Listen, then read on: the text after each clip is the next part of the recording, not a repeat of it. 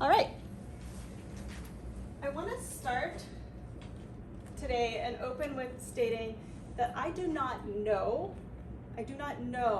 what it is like to be a person of color and try to navigate the world. I do not know what it's like to have your fellow citizens judge you every day just based on the color of your skin. But what I do know is that there is a huge issue still with racism, stereotypes, profiling in our community. So through the course of my own research, one of the areas of blatant ignorance has become very clear to me. And that is, there's a communication breakdown in the criminal legal system of the United States and ethnic communities. So welcome to Linguistic Profiling in the Courtroom and the Effects of Black English on Witness Testimony and Sentencing. Probably nothing like what you thought you were going to hear at this conference. My name is Erin Rodriguez, and I'm a doctoral student at Texas Women's University in their rhetoric program. So all right, Juliet, this is not my computer. Hold on, how do you scroll down here? Never mind, I got it. All right, so early in my doctoral journey, I came across this 2019 study written by Taylor Jones, Jessica Cobfeld, Ryan Hancock, and Robin Clark, and it was titled Testifying While Black. If you haven't read it, read it, but I'm also going to just kind of give you an overall highlight. So in this study, these researchers found 27 court reporters, all in the Philadelphia area. 3 were male and 24 were female, which they said was average for that type of job. There were 15 white people, 7 black people, 4 Hispanic people, and 1 Asian person. And on average, they had 3 years of professional training and 18 years of experience. Keep that in mind. So over the course of 3 weeks, these 27 court reporters were tasked with transcribing and paraphrasing 84 utterances of witness testimony from African American vernacular English speakers. That's also known as African American English, Black English, and Ebonics. I call it Black English, though there's some argument with that too. So you would expect, with this level of training and this level of experience, that there'd be very marginal mistakes, maybe a few inaccuracies, but not a whole lot. Yeah, I was wrong, absolutely wrong. Okay, this group of very experienced court reporters who have an accuracy rating of 95% in their daily work lives actually only had 59.5% accuracy rating in this study. That's a 40.5 failure rate. 1 in every 5 sentences was inaccurate. Think about that. She's excited too, okay? So in some cases, the errors were just in vocabulary, and in some cases, the paraphrasing was completely wrong and the meaning was lost. The witness testimony was literally lost in translation. Literally lost. So here's where my white privilege shows up, right? I thought this was shocking. Absolutely shocking and like unreal. So I start talking about this with my friends and my family, and as I start talking about it with people in my own circles of color, they're like, that's not surprising at all. That's normal. And I'm like, what? How? How is it okay to be misunderstood by a group of people who literally could hold your life and your future in their hands? I have never once considered that the words coming out of my mouth would not be understood by people in those positions. And it's happening in the courtrooms, and it's happening in the classrooms. Okay? So, thus began my mission to bring awareness to the linguistic profiling that happens in the American criminal legal system. Note, I do not call it criminal justice system. It is criminal legal system. I actually started my adulthood as a military police officer. At some point in time, I decided I wanted to dedicate my life in law enforcement. And yet, here I am 20 years later as a teaching professional. I've been teaching for 20 years. Life happens like that. But my passion for crime and justice and making sure that everybody gets their day in court and it's the right thing to do never really went away. So when I started on my second career life, right, and started my doctoral program, it really was not all that surprising that I ended up in forensic linguistics. Forensic being crime-related stuff, linguistics being language stuff, and it's a happy marriage for me. Let me explain a little bit what it means when I say forensic linguistics. Okay, so it is language evidence that happens in criminal or civil cases, things like manifestos, ransom notes, suicide notes, hate speech issues, authorship issues. Those are all types of things that a forensic linguist would look at. So after I read that Jones et al. Study, I knew I wanted to learn more about the linguistics, okay? I wanted to learn more. And I started studying more linguistics courses through the Texas Women's University Federation program that they have with the University of North Texas. And what I figured out is that when you combine linguistics and rhetoric together, your whole perspective on language and how it's used is slightly different than everybody else's. It's an odd amalgamation right there. So here's how it works. There are no words without linguistics, and there is no language without rhetoric. And without the forensic linguistics and rhetoric together, it's hard to understand what's happening, in my case, in the courtroom. So I want to take and demonstrate and show and share a couple. I started out with 3, but I had to take it down to 2 because I was running out of time. Cases in which linguistic profiling happened in the courtroom. All right. The first case I want to discuss is that of the murder of Emmett Lewis Till. You've probably heard, because he's been back in the news recently, but this happened in the summer of 1955. He was a 14-year-old boy from Chicago visiting family in Mississippi. So the cultures are different right away, right? Think about like what's acceptable in the northern part, what's acceptable in the southern part. They don't call it the Jim Crow South for nothing. Okay, so young Emmett was, he went and he talked to this lady in the grocery store who was a white woman. She proclaimed that he did something that he didn't, or said something that he shouldn't have. And later, a couple nights later, 2 white men, one was the husband of the white grocery store clerk and one was his friend, 2 white men came into the house where Emmett was staying and drug him out and abducted him. That house was owned by his uncle, Reverend Mose Wright. Okay, so a couple days later, Emmett was unfortunately found in a lake. His body had been mutilated and tortured. His mother refused to hold a closed casket. She said, everybody will see what happened to my son, everybody. And that incidentally sparked quite a catalyst for the civil rights movement along that time period. But it was no secret in the town who was guilty of Emmett's murder. There was no secret. The men went around saying what had happened. But once they were arrested and once they were put on trial, they did not expect the men to be found guilty. Why? Because as is many of the cases in crime, especially in the Jim Crow South, there was nobody to speak for the black victim. Especially when the people who are being held accountable are white, and especially when the crime was considered socially unacceptable. Everybody told Uncle Mose not to testify. He had already received threats of his own family, and his own children were being threatened, and his wife. But despite that, Uncle Mose testified. For what was probably the first time in the American South, a black man took the stand to testify against a white man. So, gnarled old finger pointing out when they were asked, who was the man who took your nephew? Is he in this courtroom? And he says, "Dar he." You would think that, okay, eyewitness, it's a done deal. Here's where the black English misinterpretation comes in.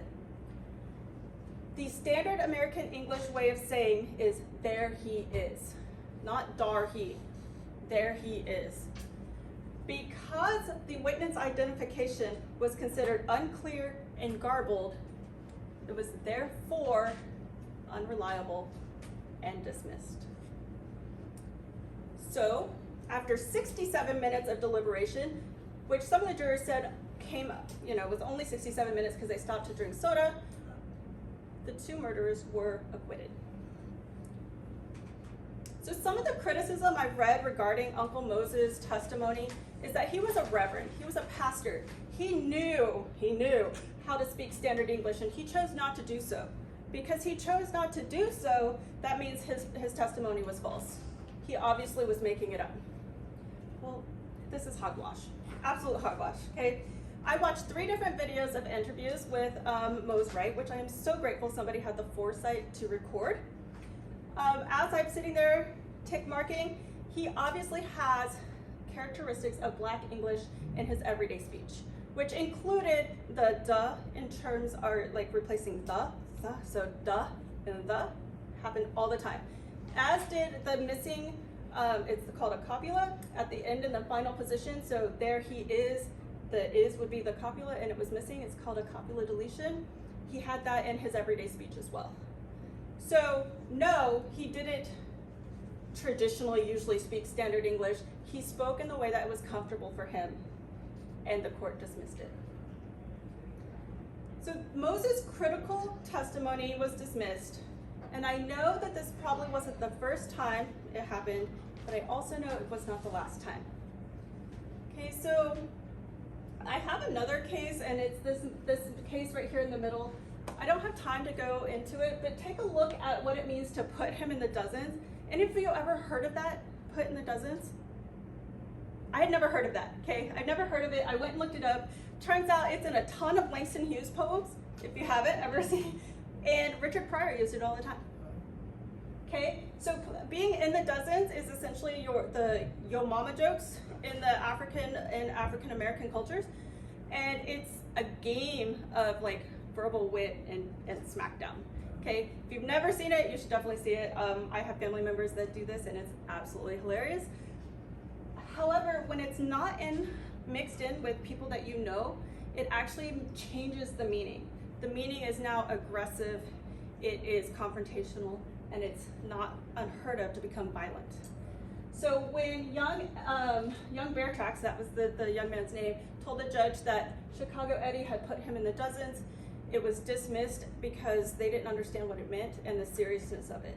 And so now, instead of young Bear Tracks being self-defense, he was a murderer and convicted. Crazy, crazy. And that happened in 1969. We're gonna move, though, to the last case. And the other cases we talked about were in the 20th century, 1955, 1969. This case, though, is in the 21st century, okay? The Trayvon Martin case happened in 2012 in Florida.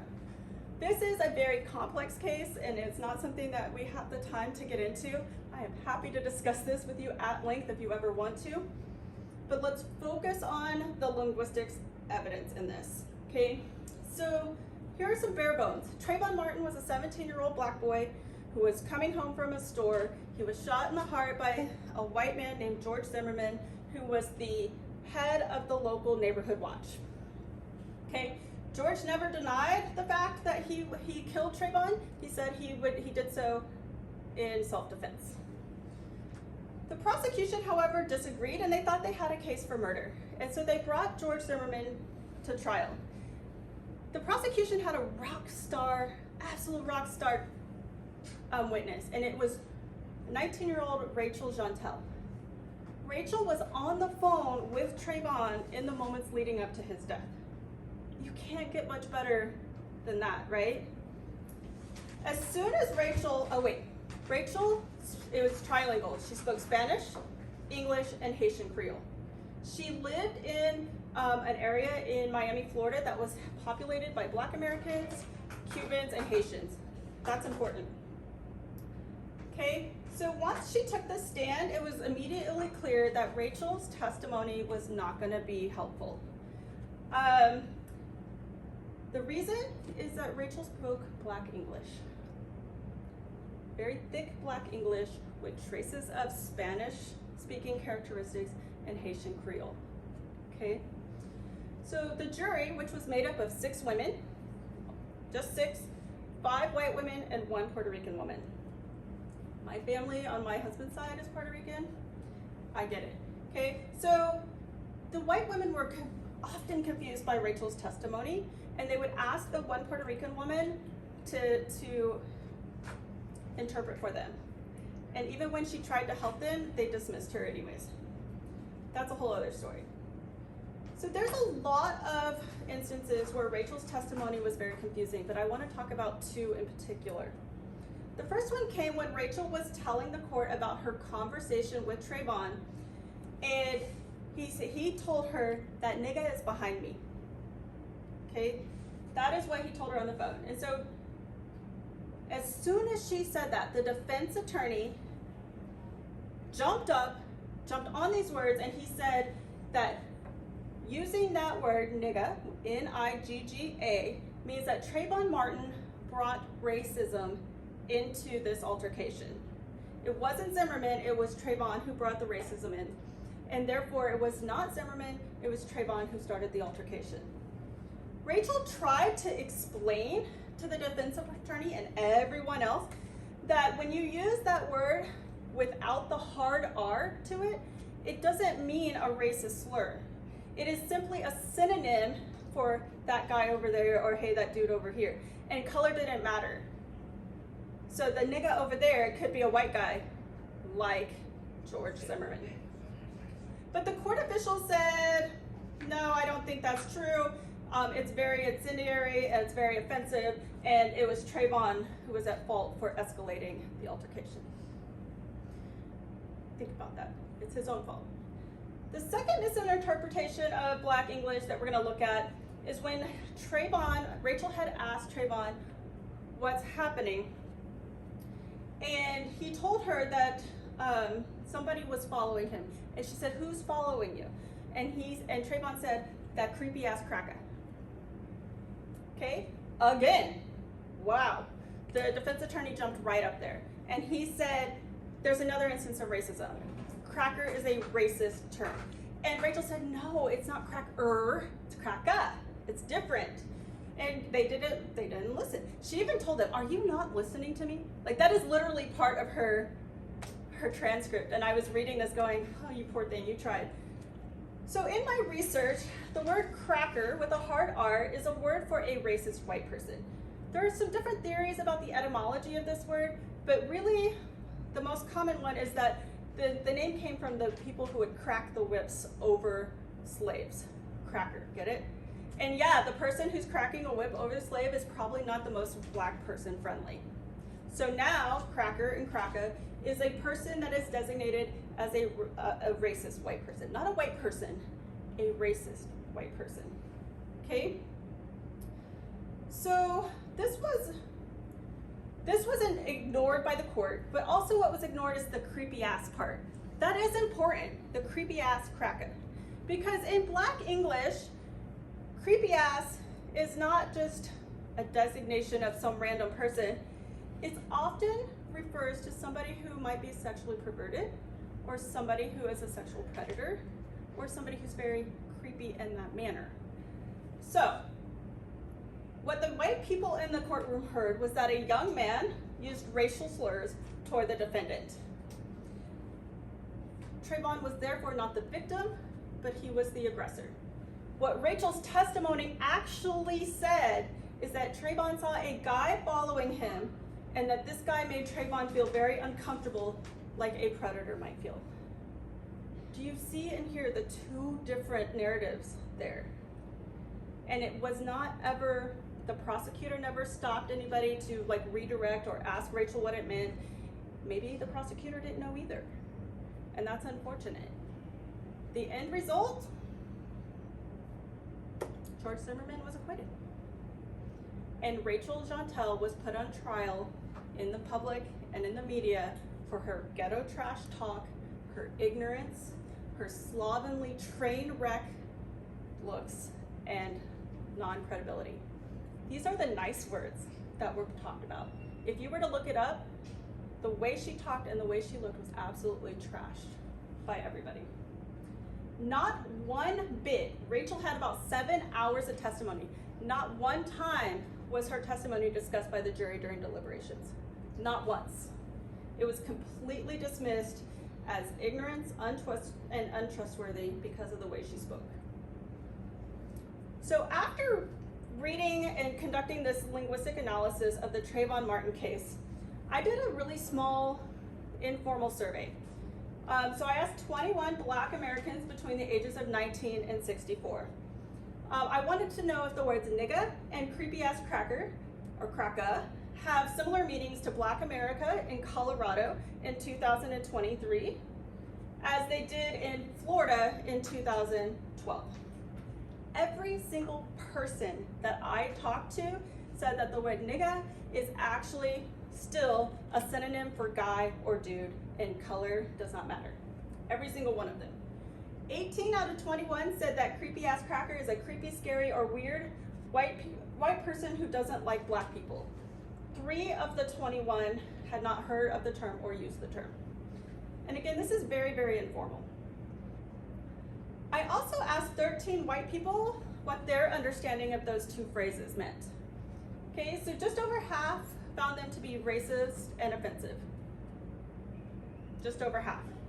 The other 6 people said that they understood the terms to be used by people in the Black culture, but they didn't necessarily know what it meant, but they didn't think it was offensive, and they thought it might be due to context, which, okay. So what does this all mean? What does it mean? It means that there is a ginormous, glaringly harmful communication breakdown that is happening and that needs to be rectified. It means there's still a lot that needs to learn about the culturally significant characteristics of language, and such as the language varieties that we've talked about, and that these important components cannot and should not be erased because it erases culture, and it's not fair to make them assimilate. It means that the criminal legal system needs to be educated on language varieties. Or if they don't want to learn, then they should let there be interpreters and linguists to help with these language varieties of English. And it means I have a lot of work to do on my dissertation. That's what that means. So thank you guys so much for being here today. Thank you for listening, for learning, and for leaving here with a bigger, better awareness of linguistic profiling and how it needs to change.